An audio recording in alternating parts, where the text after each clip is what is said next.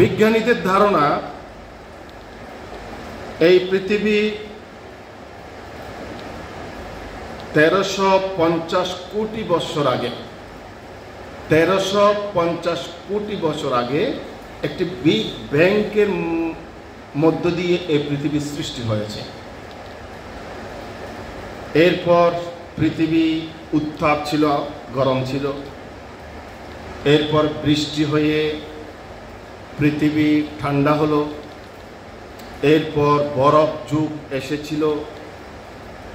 এরপর পানিতে অক্সিজেনের স্পন্দন হলো, সেখানে প্রাণীর সৃষ্টি হলো। এভাবে আস্তে আস্তে 25 লক্ষ বৎসর আগে 25 লক্ষ বৎসর আগে আফ্রিকা মহাদেশে মানুষের মতো প্রাণী বিচরণ করতে শুরু করে।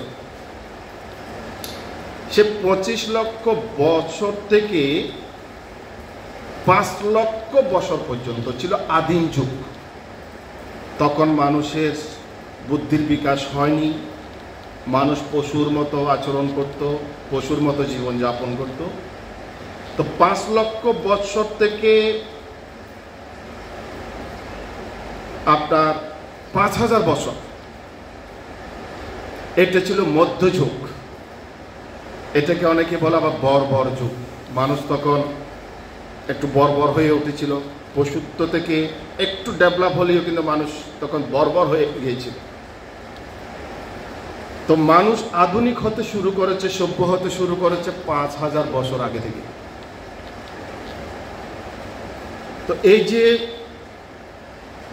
আদিম যুগ, মধ্যযুগ এবং আধুনিক যুগ,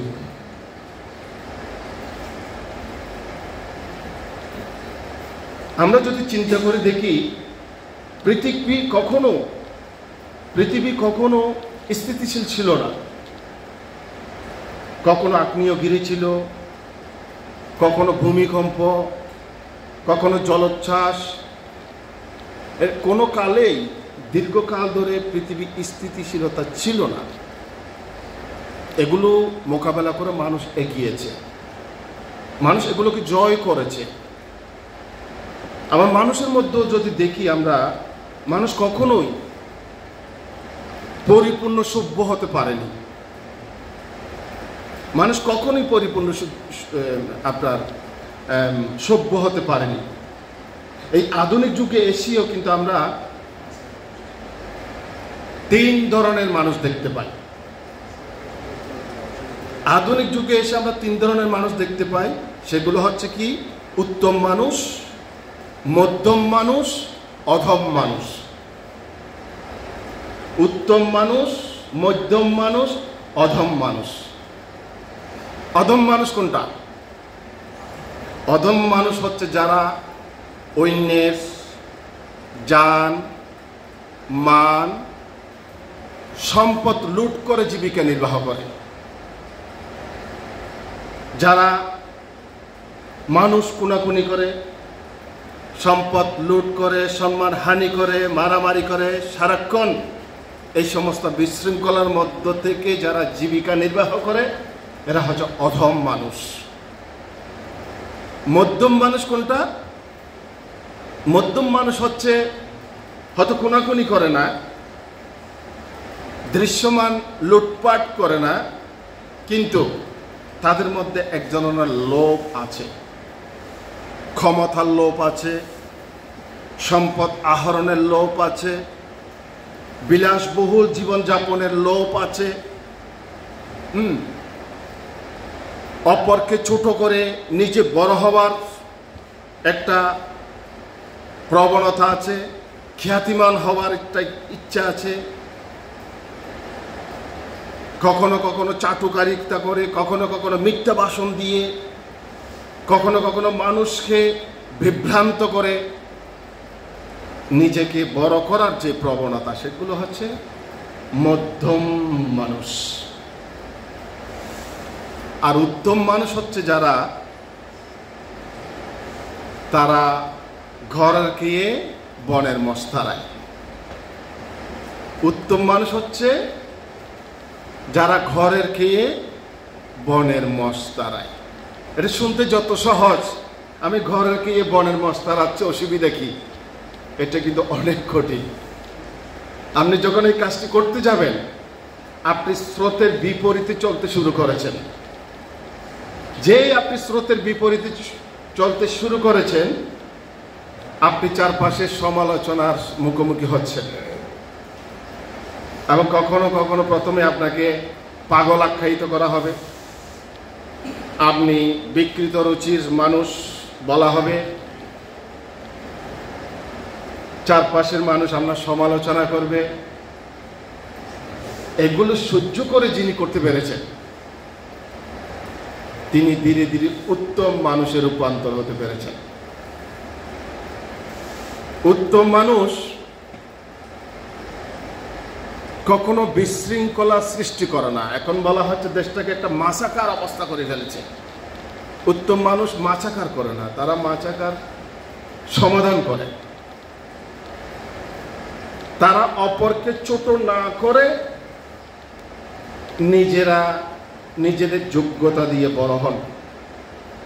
অপরকে ছোট না করে নিজের যোগ্যতা দিয়ে বড় হওয়া মানে হচ্ছে কি, আপনার যে যোগ্যতা আছে এই যোগ্যতা থেকে আমাকে আরো বেশি যোগ্যতা অর্জন করতে হবে। তবে দেখা গেল কি আমি আপনাকে ছোট করলাম না, আমি আপনার থেকে বেশি যোগ্যতা অর্জন করেই আমি আমার কাজটা করে যাচ্ছি। উত্তম মানুষের লক্ষ্য হচ্ছে এগুলোই। তো সমাজে উত্তম মানুষের সংখ্যা অনেক কম, কিন্তু পৃথিবীর যা কিছু সৃজনশীল সৃষ্টি, পৃথিবীর যা কিছু সৌন্দর্য কল্যাণকর, উত্তম মানুষের দ্বারাই সংগঠিত হয়েছে। যদিও তারা প্রথম অবস্থায় অনেক কঠিন সংগ্রাম করে, অনেক কঠিন পরিবেশ পরিস্থিতি মোকাবেলা করে তাদেরকে এগিয়ে যেতে হয়েছে। আমরা মাদার তেরেসার কথা জানি। তিনি ইউরোপের একজন ভদ্র মহিলা, ইউরোপের একটা সুন্দর জীবন যাপন ত্যাগ করে তিনি চলে এসেছেন কলকাতায়। তিনি শুরু করেছেন কুষ্ঠরোগীদের সেবা দেওয়া শুরু করেছেন। তিনি রাস্তায় কুড়িয়ে পাওয়া ছেলে মেয়েদেরকে নিয়ে শিক্ষা প্রতিষ্ঠান করে তুলেছেন। কত সমালোচনা, তার কত স্ট্রাগল, কত রকমের নির্যাতন তিনি সহ্য করেছেন। একবার তিনি কুষ্ঠরোগীদের নিজ হাতে সেবা করছেন। তখন বলা হতো কুষ্ঠরোগ হচ্ছে পাপিষ্ঠদের রোগ, যারা পাপিষ্ঠ তাদেরই কুষ্ঠরোগ হয়। কিন্তু মাদার তেরেসা বলেছে জি না, এটা একটা ভাইরাস ইনফেকশন, এটার যদি সঠিক চিকিৎসা সেবা পায় এই রোগীগুলো সুস্থ হওয়া সম্ভব। এবং তিনি নিজ হাতে তাদেরকে সেবা করেছেন। এবং ঠিক সেই সময় এক খ্রিস্টান যাজক, চার্চের যাজক বলেছেন, মা তুমি একটা পবিত্র মানুষ, তুমি কেন এই অপবিত্র মানুষদের সেবা করছো এভাবে? কেন তুমি এই অপবিত্র মানুষদের এভাবে ময়লাগুলো কেমন পরিষ্কার করছো? তুমি বরঞ্চ তাদের জন্য প্রার্থনা করো, তারা সুস্থ হয়ে যাবে। তো মাদার তেরেসা বলেছেন, দেখো তোমরা প্রার্থনার নামে যা করো এখানে, এগুলো হচ্ছে একটা সংস্কৃতি, আর আমি যা করছি এটাই হচ্ছে প্রকৃত প্রার্থনা, এটাই স্রষ্টার কাছে গিয়ে পৌঁছবে। তোমাদের প্রার্থনা স্রষ্টার কাছে পৌঁছবে না। তো উত্তম মানুষ ঠিক এভাবেই যুক্তি দিয়ে, তাদের দক্ষতা দিয়ে, তাদের মেধা দিয়ে এই সমাজে যুগে যুগে কালে কালে অবদান রেখেছেন। তো আমাদের প্রত্যেকের কিন্তু সেই গুণ আছে, সেই প্রতিভা আছে। তো সমস্যাটা হচ্ছে আমরা আসলে স্রোতে বিপরীত চলতে চাই না। যদি স্রোতে বিপরীতই চলতে শিখেন, দেখবেন চারপাশে অনেক সমস্যা হলে আপনার কোনো সমস্যা নেই। এই যে উত্তম মানুষ যে কথাগুলো বলছি, আপনি দেখেন উত্তম মানুষের কোনো সমস্যা নেই। এত জলোচ্ছ্বাস হচ্ছে, বন্যা হচ্ছে, রাজনীতিতে বিশৃঙ্খলা সৃষ্টি হচ্ছে, রাজা পরিবর্তন হচ্ছে, উত্তম মানুষের কোনো সমস্যা নাই। সে তার জায়গায় স্থিতিশীল আছে, সে তার কাজ করে যাচ্ছে। তো ঠিক তেমনি আমরা যদি